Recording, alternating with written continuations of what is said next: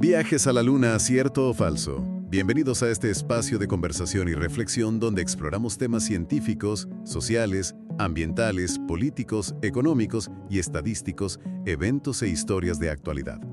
Cada episodio comenta y desmenuza eventos clave que ayudan a entender mejor la realidad que nos rodea. Búscanos gratis en tu plataforma favorita. También puedes apoyar este podcast convirtiéndote en soporte de este documental o directamente a través de PayPal o con criptomonedas, dejando una contribución en Bitcoin, Ethereum o si lo prefieres Solana. Toda la información la encuentras en la descripción de este contenido. Síguenos, comparte y comenta.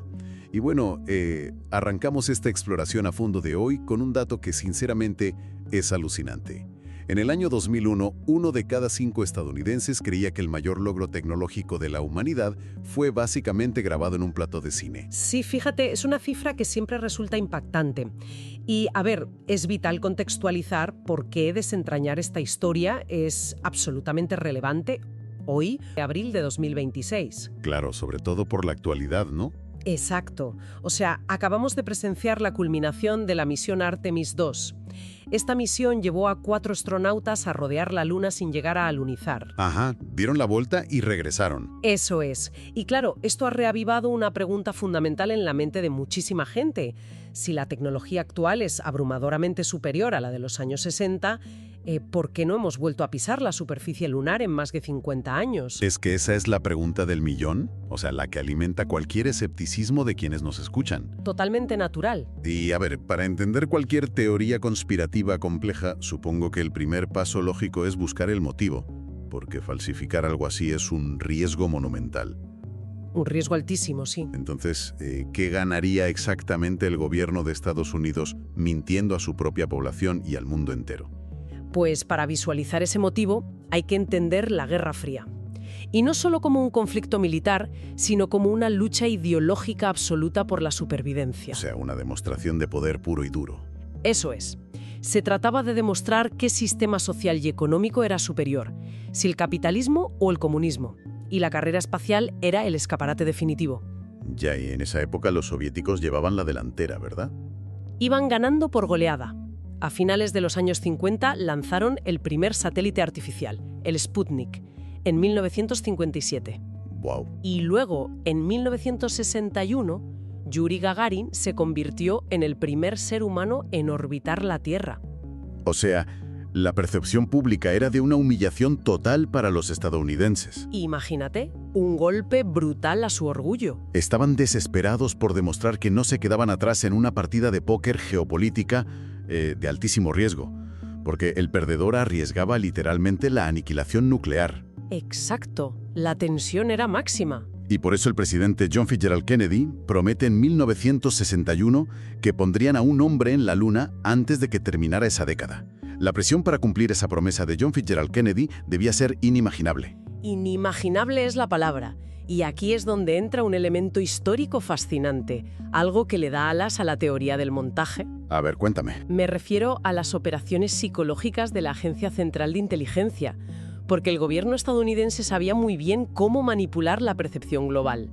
Claro, la famosa guerra cultural. Eso es. Para ganar esa guerra contra los soviéticos, financiaron en secreto el arte abstracto de figuras como Jackson Pollock. Espera, financiaron a Jackson Pollock en secreto. Sí, totalmente. Incluso llegaron a moldear programas universitarios enteros de escritura creativa para ensalzar el individualismo estadounidense frente al colectivismo soviético. Madre mía. Y todo esto ocurrió sin que los propios artistas como Jackson Pollock o los estudiantes supieran quién pagaba realmente sus facturas. Vale, a ver, entiendo lo de la manipulación cultural. Pero llevar eso a fingir un logro tecnológico de la escala del alunizaje, bueno, aunque hay un precedente que le da toda la munición a quienes dudan. Te refieres a los 80, ¿no? Exactamente, un misil objetivo con un dispositivo de localización, una baliza, para que el misil interceptor lo encontrara fácilmente y fingir así un éxito militar rotundo. Y el objetivo era simplemente aterrorizar a los soviéticos, ¿verdad? Claro, querían hacerles creer que la tecnología estadounidense era invencible. O sea, si fueron capaces de fingir un éxito militar tan crítico en plena Guerra Fría, ¿por qué no iban a montar un teatro espacial por el bien de la propaganda mundial? Es un argumento muy, muy potente. Si establecemos que el motivo existía, es decir, una victoria propagandística definitiva, sin asumir el altísimo riesgo de que unos astronautas murieran en televisión en directo, La siguiente pregunta obligatoria es el método. El cómo lo hicieron, claro. Exacto. ¿Cómo se logra crear un engaño visual tan asombrosamente convincente en 1969? Y ahí es donde entra la conspiración cinematográfica más famosa de la historia. La teoría de que contrataron al mismísimo Stanley Kubrick para dirigir el alunizaje en un inmenso plató secreto. Una teoría que se niega a desaparecer, por cierto. Es que la conexión es casi demasiado perfecta. Justo un año antes, en 1968, Stanley Kubrick había estrenado la película 2001, Una odisea del espacio. Una obra maestra visual. Totalmente. Y para esa producción, Stanley Kubrick contrató a ingenieros aeroespaciales reales como consultores. Logró unos efectos visuales del espacio que aún hoy resultan impresionantes. La conexión estética entre la película y las imágenes reales es indudable.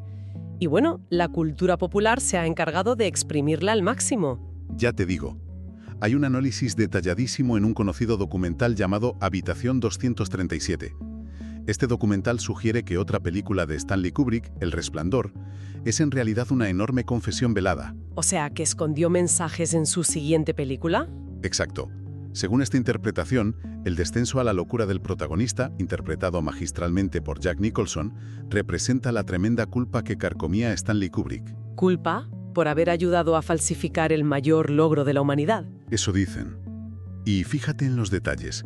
En la película, el hijo de Jack Nicholson lleva un jersey muy llamativo con un cohete bordado que dice explícitamente Apolo 11.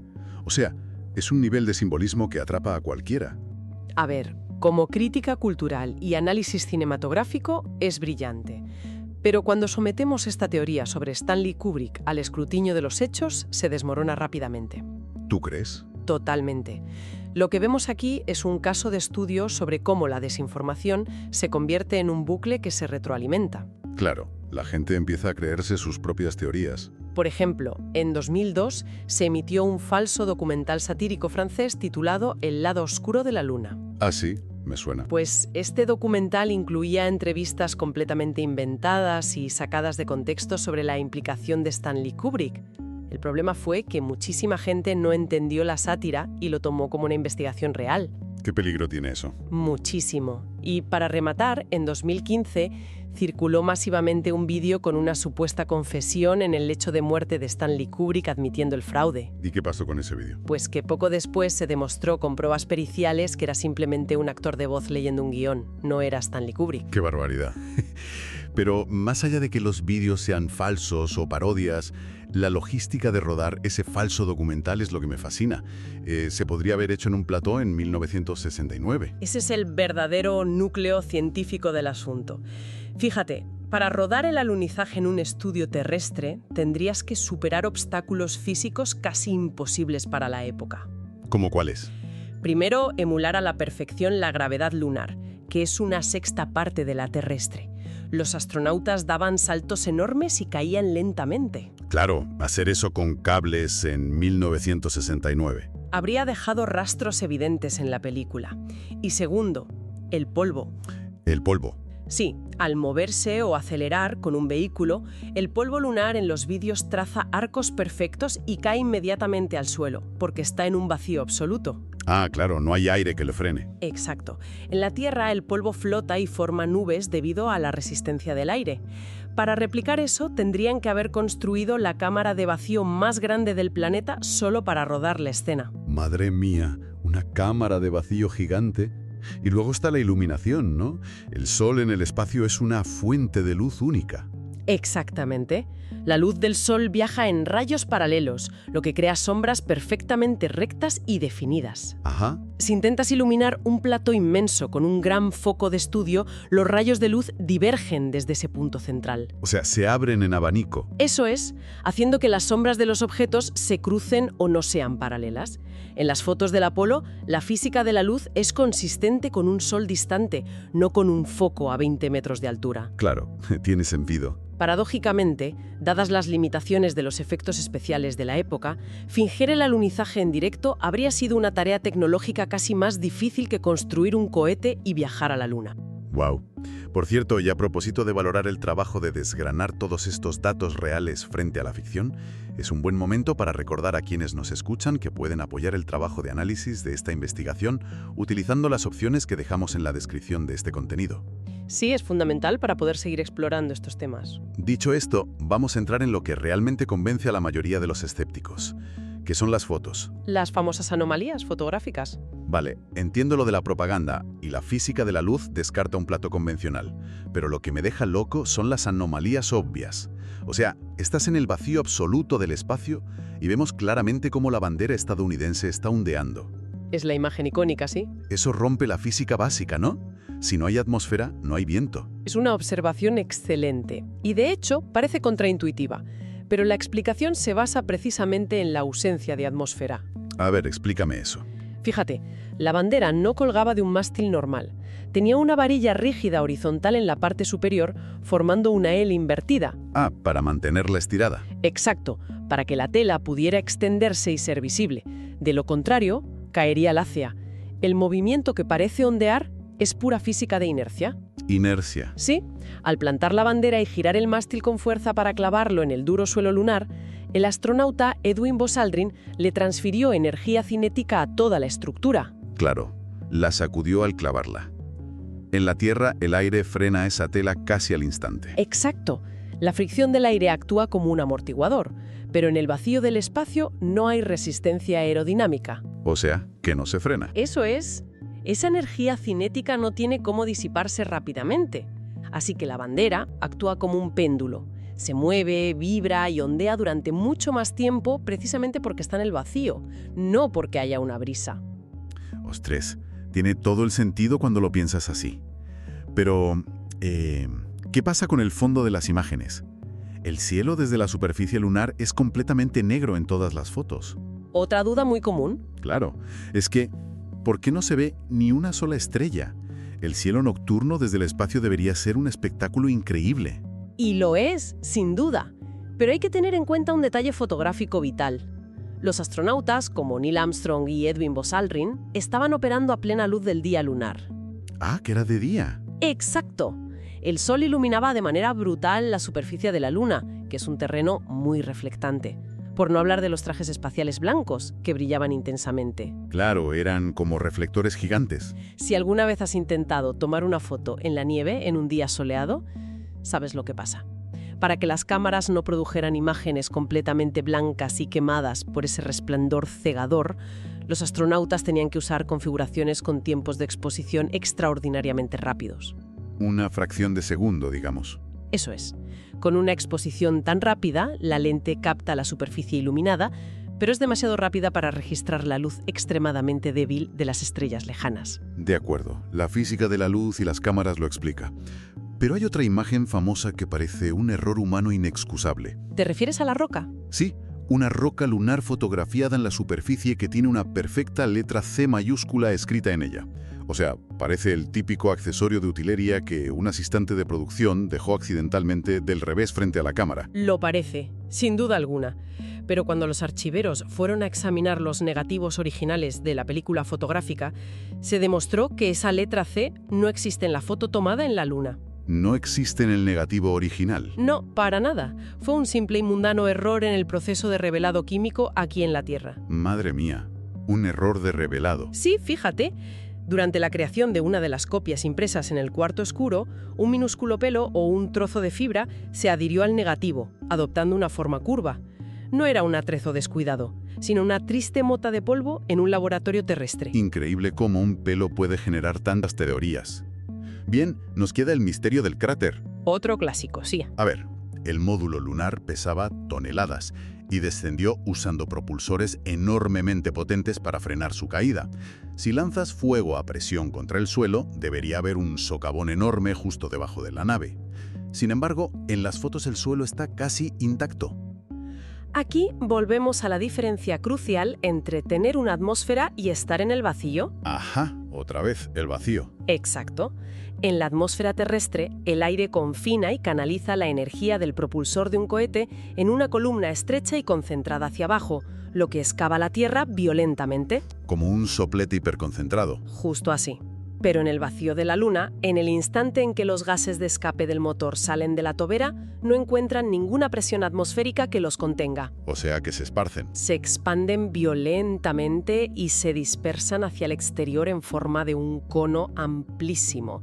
El empuje se reporte sobre un área inmensa, perdiendo por completo la capacidad de perforar un cráter profundo en el lecho de roca dura que hay bajo la fina capa de polvo lunar.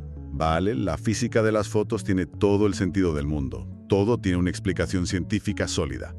Pero si yo fuera alguien muy escéptico, te diría, muy bien, la teoría está clara, pero enséñame las cintas de vídeo originales para comprobarlo cuadro por cuadro. Ah, el famoso problema de las cintas. Es que ahí la propia agencia espacial se pegó un tiro en el pie, ¿verdad? Porque en el año 2006 tuvieron que admitir públicamente haber perdido las cintas magnéticas originales de altísima calidad que contenían la transmisión directa del alunizaje. Sí, fue un desastre monumental de archivo histórico. Y la conclusión oficial fue que, debido a la escasez de almacenamiento en los años 70 y 80, esas cintas probablemente fueron borradas y reutilizadas por accidente para grabar datos rutinarios de satélites. Esa es la versión oficial, sí. A ver, hay que admitir que perder por un descuido burocrático la grabación original del momento más importante del siglo XX suena exactamente a lo que haría alguien que intenta destruir pruebas. Es innegable que suena terriblemente sospechoso. Desde el punto de vista del archivo histórico, es una tragedia y un error logístico bochornoso. Totalmente. Sin embargo, si lo analizamos desde la lógica de mantener un fraude de esa magnitud, el argumento pierde fuerza cuando miramos la escala humana del proyecto. ¿A qué te refieres con la escala humana? Hablamos de que aproximadamente 400.000 personas trabajaron de forma directa o indirecta en el programa Apolo. Ingenieros, matemáticos, contratistas privados y técnicos de radar ubicados en estaciones de seguimiento en países como Australia o España. 400.000 personas. Son muchísimas. Exacto. Para mantener una farsa global, esas 400.000 personas tendrían que haber guardado un secreto perfecto durante más de medio siglo sin una sola filtración creíble en sus lechos de muerte. O sea, es una cuestión pura y dura de volumen de personas implicadas. Alguien habría hablado. Totalmente. Para ponerlo en perspectiva, consideremos el proyecto Manhattan, el programa para desarrollar la bomba atómica en los años 40. Un proyecto súper secreto. El secreto mejor guardado de su época, operando bajo leyes marciales y empleando a unas 139.000 personas. Muchos menos que el programa espacial. Exacto. Y aún bajo amenaza de traición militar fue inevitable. Múltiples espías soviéticos lograron infiltrarse, robaron los planos de la bomba y enviaron la información a Moscú. ¡Wow! Mantener un secreto absoluto entre miles de personas es estadísticamente improbable. Mantenerlo entre 400.000 civiles repartidos por el mundo es, a efectos prácticos, imposible. Totalmente inviable. Y bueno, eso nos lleva al último gran pilar de dudas, que es la pura capacidad tecnológica de la época. El tema de los ordenadores, supongo. Claro. Quienes dudan argumentan cómo es remotamente posible que navegaran por el espacio profundo con un ordenador de a bordo que tenía solo 32 kilobytes de memoria.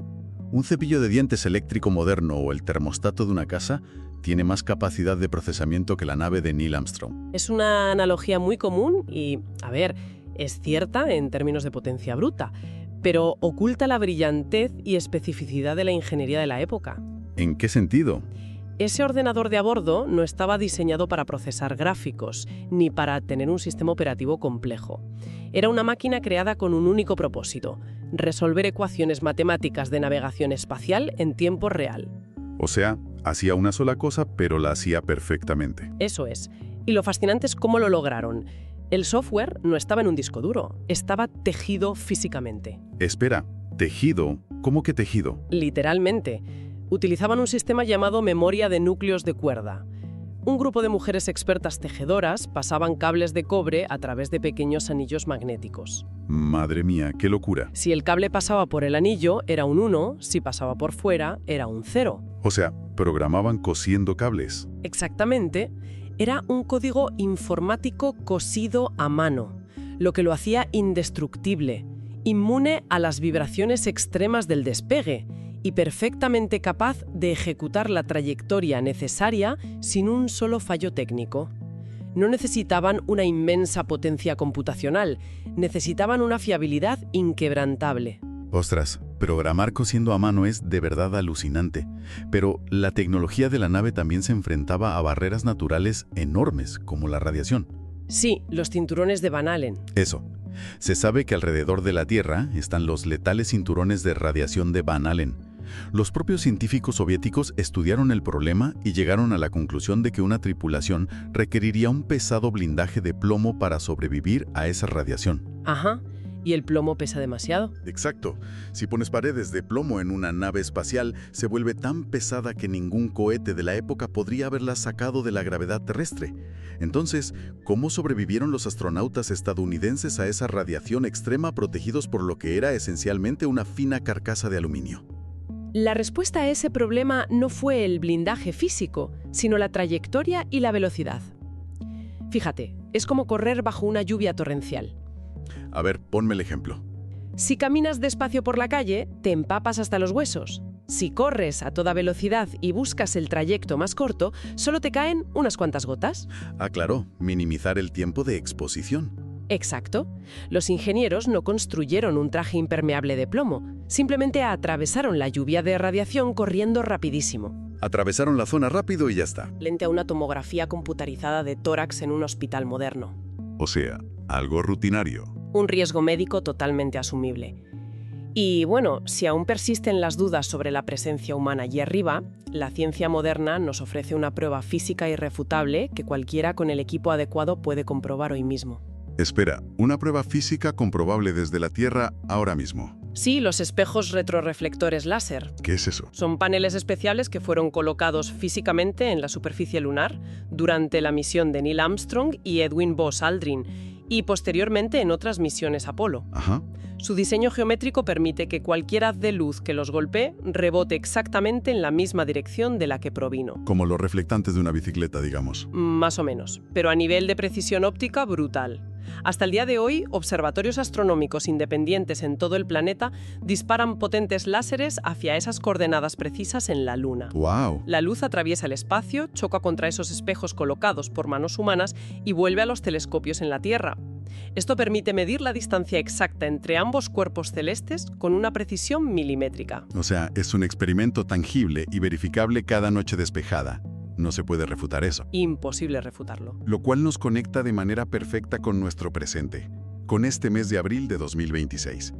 Porque si lograron superar ordenadores de 32 kilobytes cosidos a mano, si sobrevivieron a cinturones de radiación mortales y colocaron espejos en 1969, entonces la pregunta actual de la audiencia tiene todo el sentido del mundo. ¿Volvemos a Artemis II? Exacto.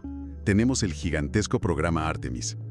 La reciente misión Artemis II contó con un presupuesto acumulado asombroso de unos 93,000 millones de dólares. Una cantidad inmensa. Llevó a los astronautas Reed Wiseman, Christina Koch, Victor J. Glover y Jeremy Hansen en un viaje espectacular hasta la Luna. Pero solo dieron una vuelta. Sí, orbitaron y regresaron. No aterrizaron. Y claro, si la tecnología actual es tan abrumadoramente superior y tenemos el dinero, ¿por qué los astronautas Reed Wiseman, Christina Koch, Victor J. Glover y Jeremy Hansen no bajaron a la superficie? Pues porque las reglas del juego y los objetivos han cambiado drásticamente. Para entenderlo, hay que observar el presupuesto y el panorama geopolítico actual. Ya no estamos en la Guerra Fría. Ese es el punto. En los años 60 el programa espacial era una emergencia nacional militarizada. En su punto máximo, la agencia espacial consumió casi el 5% de todo el gasto federal anual de los Estados Unidos. Era un cheque en blanco, básicamente. Literalmente. Hoy en día, esa cifra representa apenas alrededor de un 0,35% del presupuesto. No hay cheque en blanco. Claro, cambia todo. Además, la ambición actual no es plantar una bandera y volver corriendo a casa para ganar la portada de los periódicos mundiales. El programa Artemis busca establecer una infraestructura sostenible a largo plazo. O sea, ya no es un sprint propagandístico, es construir los cimientos. ¿Pero qué cambia en la forma práctica de viajar? Cambia toda la logística. No pueden simplemente aterrizar con un módulo pequeño y volver a despegar a las pocas horas. El objetivo principal ahora es el polo sur lunar. ¿Por qué allí? Porque allí se ha confirmado la presencia de hielo. Y ese hielo significa agua potable, oxígeno para respirar y, lo más importante, hidrógeno para usar como combustible para cohetes. O sea, una estación de servicio en la Luna. Justo, pero para llegar allí de forma continua necesitan construir una estación espacial en órbita alrededor de la Luna, conocida como la plataforma Gateway. Ajá, la plataforma Gateway. Funciona básicamente como un puerto orbital y una gasolinera. Los astronautas llegan allí, se acoplan y luego descienden a la superficie en módulos de aterrizaje reutilizables construidos por empresas privadas. Claro, es un ecosistema totalmente distinto. Es un proceso infinitamente más complejo y metódico. Están construyendo un trampolín permanente hacia Marte, compitiendo económicamente con otras potencias por esos recursos lunares. Pues fíjate, esto resume la exploración de hoy a la perfección. La hazaña histórica de 1969 fue de tal magnitud, empujó tanto los límites de la física y de la ingeniería y ocurrió en un clima mundial de tanta paranoia política y secretismo militar que el escepticismo inicial se siente casi como un mecanismo de defensa. Sí, totalmente. Es una reacción humana natural ante algo que, francamente, roza lo imposible. Y eso nos deja con una reflexión final que resulta bastante inquietante de cara al futuro cercano, si se piensa bien. A ver, cuéntame. Consideremos cómo reacciona la sociedad ante la información mediática. En el año 1835, la prensa engañó a millones de personas publicando artículos completamente inventados sobre civilizaciones de murciélagos humanoides en la Luna, el famoso Gran Engaño Lunar. ¡Qué locura! Y siglo y medio después, un documental satírico francés en 2002 fue tomado por miles de personas como la prueba definitiva de un fraude de Estado. Nos creemos cualquier cosa. Hoy en día vivimos inmersos en la era de la inteligencia artificial generativa y los vídeos hiperrealistas imposibles de distinguir de la realidad. Totalmente cierto. Así que la gran pregunta es, cuando misiones futuras como Artemis 3 o Artemis 4 logren finalmente transmitir en riguroso directo a los próximos seres humanos caminando nuevamente sobre el polvo lunar, ¿creerá realmente la humanidad en las imágenes que vean en sus pantallas? Ostras, qué buena pregunta. ¿O la tecnología moderna y la enorme crisis de confianza institucional en la que vivimos alimentarán teorías conspirativas mucho más masivas y sofisticadas que las que nacieron en 1969? Desde luego es un pensamiento provocador que sin duda nos deja a todos mucho que procesar y reflexionar por nuestra cuenta. Con esta reflexión cerramos la profunda exploración de hoy. Extendemos un saludo muy cordial a todas las personas que nos acompañan en cada análisis. Es fundamental recordar la importancia de suscribirse en la plataforma de escucha preferida, apoyar económicamente este proyecto de investigación para seguir desentrañando grandes misterios y realidades. Y por supuesto, compartir este contenido para enriquecer la conversación. Hasta el próximo análisis profundo.